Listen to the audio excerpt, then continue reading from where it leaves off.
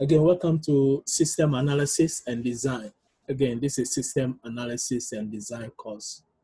In this lectures, we're going to study about project selection and management. Again, this course is an IT course, information technology course. So our focus will be on IT projects.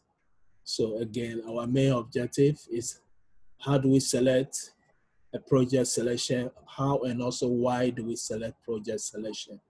Also creating the project plan, managing and controlling the project, link information systems to business needs. Also learn how to create a system request, understand system feasibility, and learn how to perform a feasibility analysis.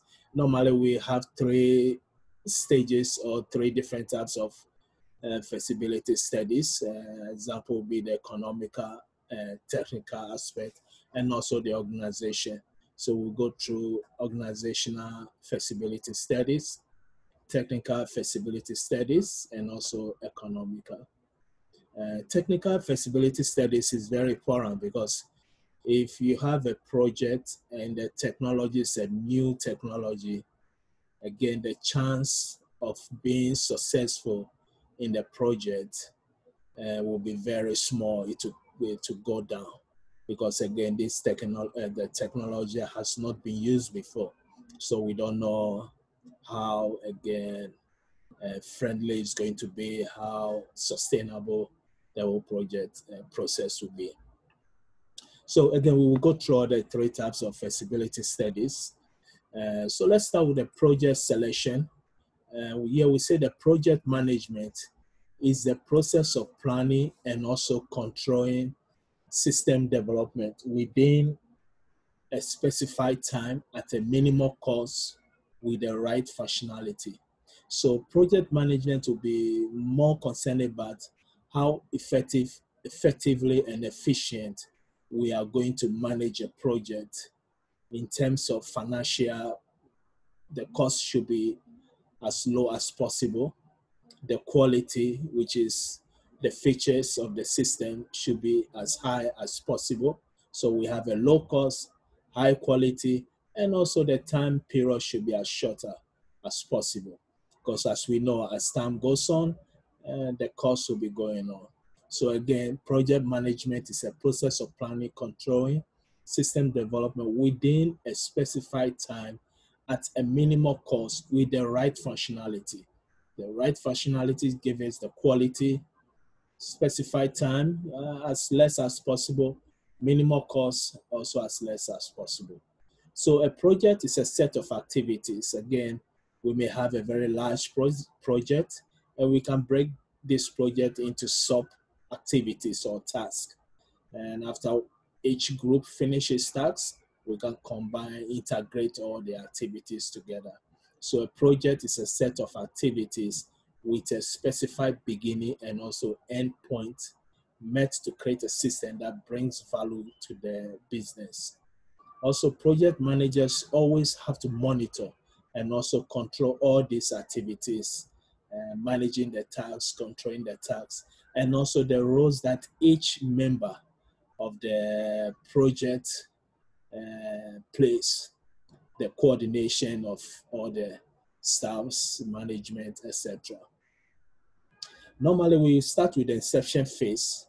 Inception phase of project management process. Again, here we are going to generate what we call the system request based on the business need or opportunity.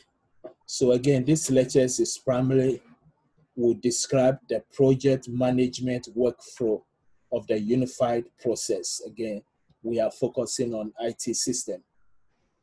As we said, the first step in the process is to identify a project that will deliver value to the business and also to create a system request that provide the basic information about the proposed system. So a system request is like a document that will describe at least in general what the system will do, the basic information about the system needs. Then secondly, the analysis will perform feasibility studies. That's very, very important, the feasibility studies, to determine the technical, economic, or organizational feasibility of the system. And if it's appropriate, the system is selected and the development project begins. Now, if it's not appropriate, we find out that the cost and the cost is outweigh too much comparing to the benefit, then most likely the project will be cancelled. Third, also the project manager must estimate the functionality of the project and also identify the tasks that need to be performed. And also the manager must also staff the project, also identify the tools that needed to be used, the standard process to be used, also identify opportunities for reuse, determine how the current project fits into a portfolio of projects currently under development or even the past projects. So perform a feasibility study again is very, very important. Feasibility study, most important is the economics. If we know the cost is too much comparing to the benefit, then there's no need to again continue with that. So project identification, we said the project normally are driven by business needs. So a very simple example, let's say we have a system, let's say a business organization normally perform their accounting process, let's say preparation of salary, they do it manually with maybe a calculator, with pen and paper in a book. But later the company found out that no, if we can automate this system instead of doing it manually, it will be very fast. It will cut down the cost of human resources, payment, time it takes to prepare the salary. So what we're trying to say here is that projects normally start by a business need. Again, so a project is identified when someone in the organization identify a business need to build a system, and it will be again beneficial for in terms of investment, return of investment to be beneficial. And normally it can be identified by IT people, that's information technology people, or sometimes by the end users. I'm working on salary, I always do it manually. I may come with the idea to my manager that if we can automate this system, maybe to save more time, etc. So a project sponsor believes in the system and also want to see it succeed. And this is a business person. It may involve like the stakeholders, the management of the organization, etc. And sometimes it also can be an IT person. Also, they should have the authority to move it forward. So the next step is the business values. So first we talk about the tangible values. This can be quantified and measured directly. Example is the return of investment. So we can say that, okay, example given here, 2% reduction in operating costs, or maybe even the time again it takes to complete a task. Also, we may say intangible. Intangible is very difficult to measure. So an example would be a system was developed and it improved the customer services. Improving this customer service, we cannot measure that, well, the company saves some specific amount of money or else, but again, it's a good thing. So the example here, improving the customer service. So business value can be both tangible, which again can be measured, or intangible. Intangible means again, it cannot be measured. So next we go to what we call the system request. So system request again is a document. A system request is a document that will normally describes the business reasons for building a system. That will be the first document that will be generated by the project manager, the stakeholders, the project team. the reason why, again, we need the system. As a business organization, always we look at return of investment. So that's that will be the focus here. So the project sponsor usually complete this form as part of formal system project selection process within the organization. And most system requests will include 5 elements. And that's what we have here. For example, the project sponsor, the primary point of contact for the project, business need, the reason why, again, we need this project or the outcome of the project. Also the business requirement, what the system will do. And the next lectures, we're going to discuss about requirement analysis. The business value, how will the organization benefit from the project, and also special issues, anything that relates, that need to be considered for the project.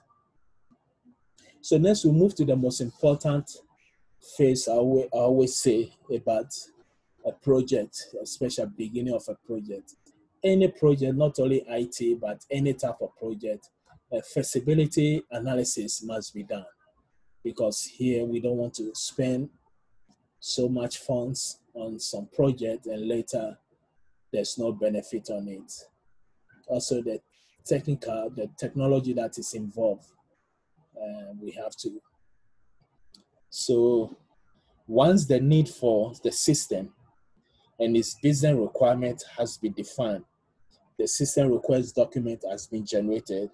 Now it's time to create a more detailed business case to better understand the opportunities and also limitations associated with the proposed project. So feasibility analysis normally will guide us or will guide the organization in determining whether or not to proceed with a project.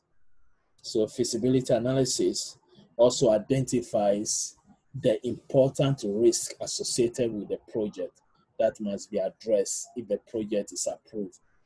Most of the time, again, technical feasibility is a high risk. If the technology is a new technology, the risk is very high. Again, if it's a very old technology or technology that even the project manager or the team members have used before, or they have it in their portfolio, project management portfolios, again, then the risk will be very, very low. So we start with the technical feasibility. Again, can we build it? Maybe is the technology available? And economic feasibility, should we build it? The cost. And also organizational feasibility, will they use it? We want to make, is the system going to be user friendly? Is it more going to make the organization business operation more efficient or effectively compared with the old method they are using? So those are the 3 feasibilities we have to consider. So in technical feasibility, we identify the risks in the following areas.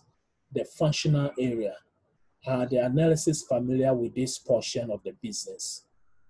The technology, less familiarity generates more risk. So if it's a new technology, as we said earlier, again, the risk is very high. The project size also, the large projects always have a more risk. And compatibility, it may be difficult to integrate. Integration can increase also risk. So again, the first type of feasibility analysis will address the technical feasibility of the project. And also we can say the risk increases dramatically, as we said, when users themselves are less familiar with the application, or even the IT team or the project team are less familiar with the application. So the next will be the economic feasibility. So the second element of a feasibility analysis is to perform an economic feasibility analysis. We can call it also the cost-benefit analysis. And here we say we will identify the costs and the benefits, also assign values to the cost and benefit, determine the cash flow, determine the value using one or more methods. These are some formulas that can be used in accounting field, like net present value of the system, return on investment. I think that's the most important part, and also break-even point, where the profit and the profit is zero. Breaking even point means profit is zero, which means the cost of the system is equal to the revenue, how long it will take to recoup the money we invested. So again, economic feasibility is determined by identifying the costs and benefit associated with the system, as we said. And the first task when developing economic feasibility analysis, again, is to identify the kinds of costs and benefit the system will have. And also we can list them along the left-hand column of a spreadsheet. Again, this is normally depends on the organization process of doing recording. So this example, formulas for determining the value, the return on investment.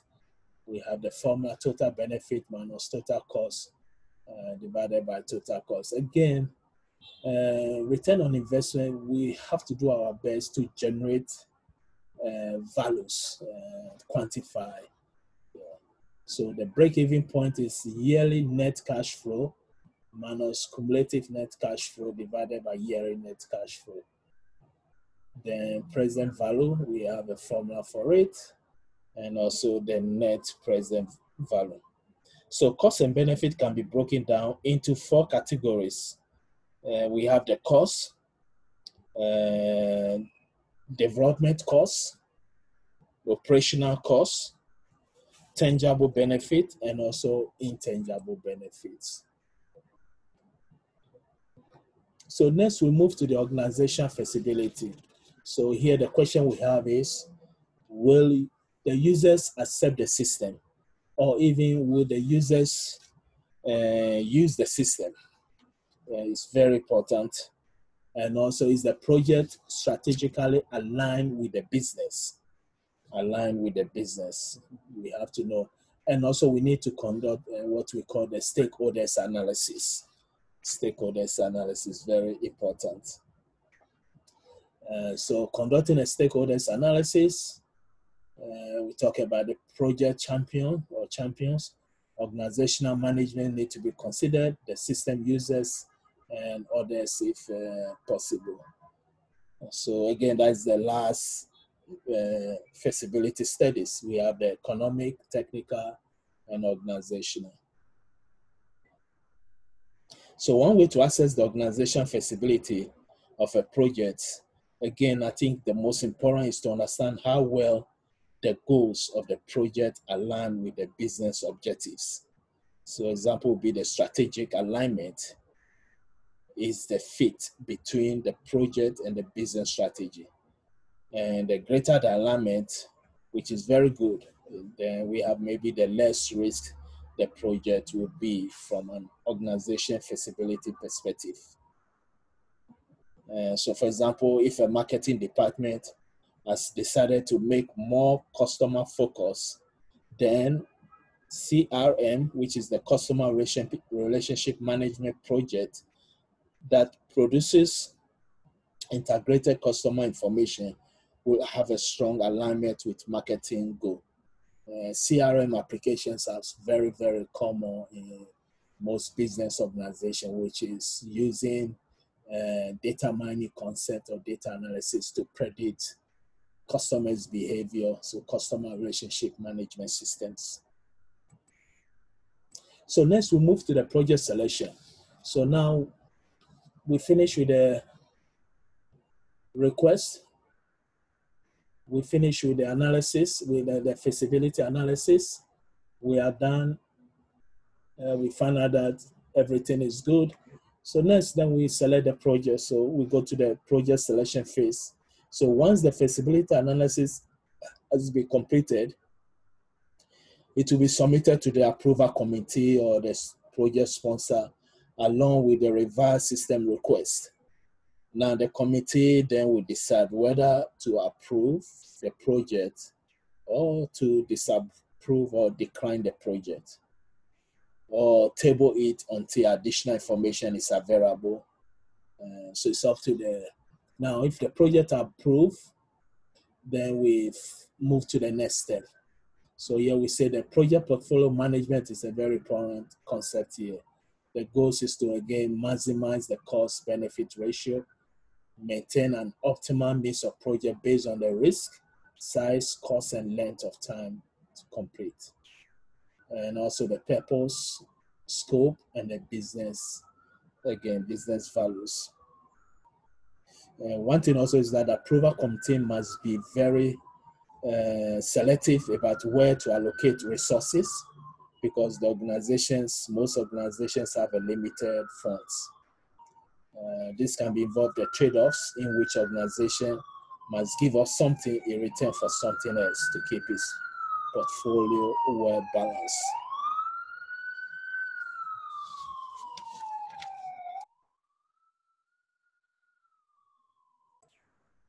So again, a selected project, after a project has been selected, it will enter the project management process.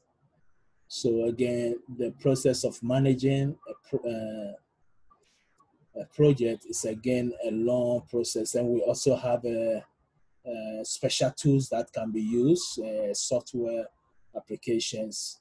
For example, managing a project, most important also will be the time it will take. We have to manage our time, also the cost it will take. We have to manage the cost, etc. So project effort estimation, we have to estimate, which involve trade-off between the functionality, time, and the cost. Also, the process of assigning projected values for time and effort. Most accurate estimates come from experience. Again, if the project manager or the team members have done the same project before, it will be more easy again to estimate, come up with the cost in advance. So before we get to actual creating a work plan that is suitable to manage and control an object-oriented system development project, we need to introduce a set of project management tools, again, that can be used to successfully manage traditional software development projects. And I think one of the common tasks, again, software we use is the Gantt chart. We also have like a network diagram, etc. So this example of a use case estimation, based on the complexity, the technical complexity factors, we can see we list out the description, the factor numbers. Let's take an example. For example, easy to install. If it's easy to install, we give it a point, 0.5. Assigned value will be from 0 to 5. 5 means very complex or difficult or costly, and 0 means less. So easy, if the application we are going to develop is easy to install, here we assign 2 to it. The weighted value is 1. Response time or throughput, we assign value. So this again, estimation use case concept. Then also we can consider the environmental factors, and the final example can be motivation, even the weight of it, the assigned value, then the weighted value. If there's any note, we write it down. Part-time staff, they are weighted, etc. So now creating and managing the work plan. So first, what is a work plan? So here we said a work plan is a dynamic and also a sequential list of all tasks needed to complete a project. And normally this can be managed by using a special software. It's very difficult to manage, again, a project by having, let's say, a note or something. It's good to use a special. There are so many software that we can use. So again, it's a dynamic and sequential list of all tasks needed to complete a project. And the approaches can be, we can modify an existing or completed project, or we can deliver the tasks from the methodology being used. We also have the unified process, which is based on interactive and also incremental. Interactive means, again, we can do it over and over, go make a mistake or adjust some features. So work plan is also interactive and incremental. Tasks and time interval follow the phases. Different tasks executed for each workflow. We have what we call the work breakdown structure. This is one of the important, again, concept. And we have a special software, again, that can be used to manage all the work. A work breakdown structure will tell us all the activities or the task that, again, the system will perform. So, and it's organized. If task one have to perform first before task two, we have to state it. And also we have to state the period that the task, how long it will take, the duration each task will finish. Maybe sometimes we need to do task A, finish first before we can do task B. Sometimes we can do two tasks parallel. Let's say task C and D can be done at the same time. This also, again, will save time. So we have to know all the tasks, which one has to be done first, the duration of it, or can we do two or three tasks in parallel at the same time? And we have to consider all. So as we said, it's organized in a standard manner across all projects. That's the work breakdown structures. Also created in an incremental, as we said, an interactive manner. So if a project manager prefers to begin from scratch, then he or she can use a structured top-down approach whereby high-level tasks are first defined, then broken down into sub-tasks. So we complex tasks or big tasks, we can break it down. So that's why, again, it's called a work breakdown structure. Now, in project management, most important thing we always have to be concerned about is the scope management. And the word scope creep is not a very good one. This is when, let's say we have come up with a system. We know the system needs 20 features. It will take us 1 year to finish. The concept of scope creep means we set the boundary. We know we need 20 features, but as time goes on, new ideas come. So we keep adding more features. Now, the more features we add to the system, the longer the system will take to finish, which means also the cost will go high. So always in project management, we use the term scope creep is something we should avoid. It's important to have the features that is very relevant or important to the system. So we say a scope creep normally occurs after the project is already underway, but result from adding a new requirement to the project. And this can have a deleterious effect on the schedule. So it may take longer, and then project manager is responsible to manage changes to reduce the scope creep. Scope creep need to be reduced. And also techniques to manage the project scope. We can identify all requirements at the outset. Now allow only those changes deemed absolutely necessary. As we said earlier, we had features that is important to the system. And also carefully examine the impact of suggested changes. Delay some changes for future enhancement, which is a very good. We can see that most softwares always after using for 2, 3, 5 years, a new updated version will come, which means in this case adding more features or removing some features that is irrelevant or keep the system performance low. So scope creep is very important. We need to, again, manage it to lower it as much as possible. The next step is staffing the project. So the goal of staffing the project, again, determine how many people we need, what skill sets required for each activities, also to motivate the team to meet their objective, minimize the conflicts. So again, minimize conflicts, very important. Motivating the team to meet objective, very important. And then the number and kind of people assigned, overall reporting structure, the project charter, describe the project again, concept. Next is creating the Jelled team.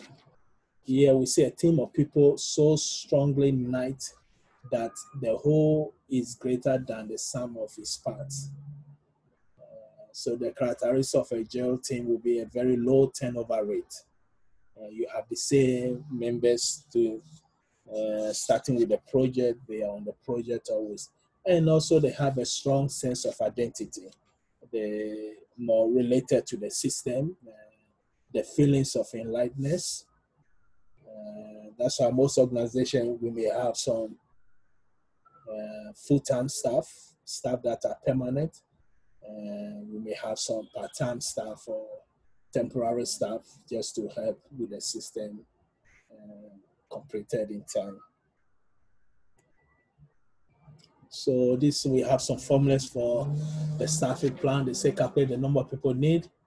The number of people need normally will be the person to months divided by time to complete in months. So it depends on how long we want to complete the project, and we may decide that the more staff we have, most likely the quicker the project will complete. And as we said earlier, managing the scope is very, very important also. So as an analysis may assume that a project will be safe from scheduling problems because he or she carefully estimate and plan for the project upfront. The lines of communication increase exponentially as people are added to a project. So if you have 2 people, maybe lines of communication will be only 2-way. If you have 3 people, maybe lines of communication will be 8. 4, maybe 16. So the more staff we have, the lines of communication increase exponentially. Also create a reporting structure for project with large number of people assigned. We should form a sub-teams. Actually in IT projects, especially in software development, most of the time you have individual teams. Everybody finish their part, then later the whole system will be again integrated together. So you can have an IT project whereby you can even have a team member in a different country. Maybe we are in US, we may have a team member in Canada, China is going to do his part, later submit it. Motivation is very important. So we also have to motivate the staff. So motivation is the great influence on the performance. Monetary rewards usually do not motivate.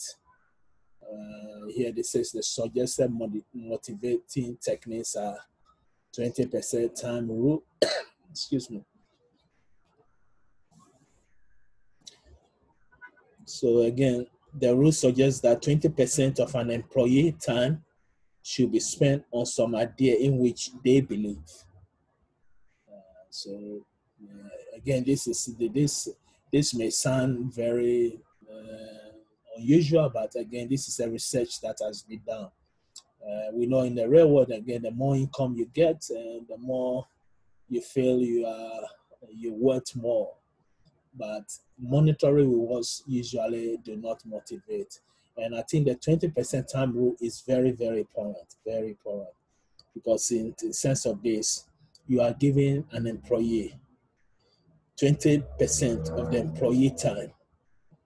I mean, if you work for 10 hours, you take 2 hours of the time at work will be spent on idea in which the employee believes on. So even this will make the employee feel like it's part of the project. I mean, also the peer-to-peer recognition awards, very important also, very important. So it's good to recommend the firm should be willing to fund some small now that awards or small awards. These are awards to be given as a small signs of appreciation for doing a great job. Allow members to focus on what interests them, utilize equitable compensation, encourage group ownership, provide for autonomy, but trust and the team to deliver also. Also, we should be able to handle conflict, that's preventing or mitigating conflict. Here we say the cohesiveness has the greatest effect. So this will be the third component of staffing in organizing the project, again, is to minimize conflict among group members. So group cohesiveness. Cohesiveness is the concept of attraction that members feel to the group and also to other members, contribute more to productivity than to project members' individual capabilities or experience. So one of the main things we'll say, we should clearly define the roles on the project and holding team members accountable for their tasks. It's a good way to again begin mitigating potential conflict. So if each member know what their role is, what they're supposed again. So clearly define the roles and holding team members accountable. And also establish a work and also communication rules in the project charter. So additional techniques will be clearly define the plans for the project. Make sure the team understand the importance of the project. Develop detailed operating procedures. Very important. Everything must be documented. And develop a project charter.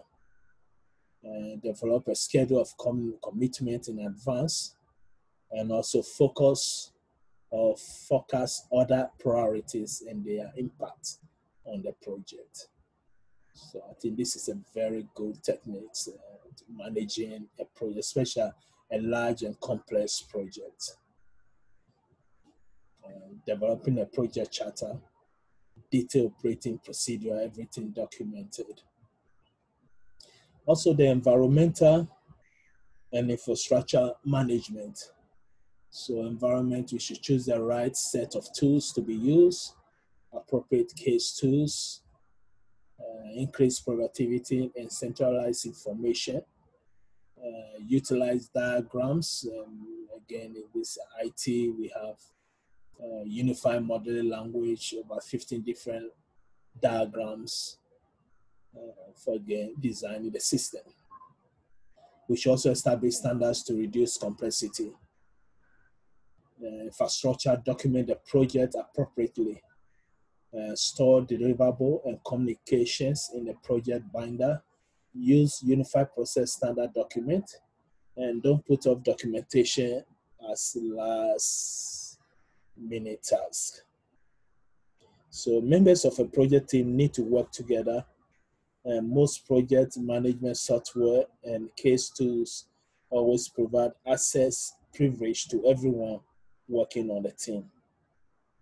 When people work together, again, things can get pretty confusing. So again, to make matters worse, people sometimes are reassigned in the middle of the project to other tasks. This have to be again surely managed. So it's very important that their project knowledge does not leave with them, and that their replacement can get up to speed quickly if there's any changes. So this will be the summary of a short lecture on, again, our course here focusing on, again, project management in terms of IT projects, mostly software development project. Again, this course is a software design and also analysis. So here, our summary here, again, we went through the what project initiation, feasibility analysis. After that, we move to the project selection. If the project is selected, we talk about the traditional project management tools. We didn't go details on that. The most common two tools that are used a lot for managing a project can be the Gantt chart or network diagram, which Gantt chart can state all the work breakdown, all the activities, all the tasks. So we can either, in the olden days, we can have the work breakdown structure in a piece of paper. But again, a Gantt chart is like computerized work breakdown structure. You can have the duration of the time will be on it, and what tasks come first, you say before the next one. If two tasks can be done at the same time, you will see them in the diagram, they go para at the same time. So we also talk about how to estimate the project effort, create and manage the work plan. We also talk about what is a work plan in the project, how to staff the project, manage the staffs, avoid conflicts, and also manage the environment, which when we said environment, we mean the tools that will be used for the project, and also the staff's skills, etc. So again, wish everybody the best, and thank you for your time.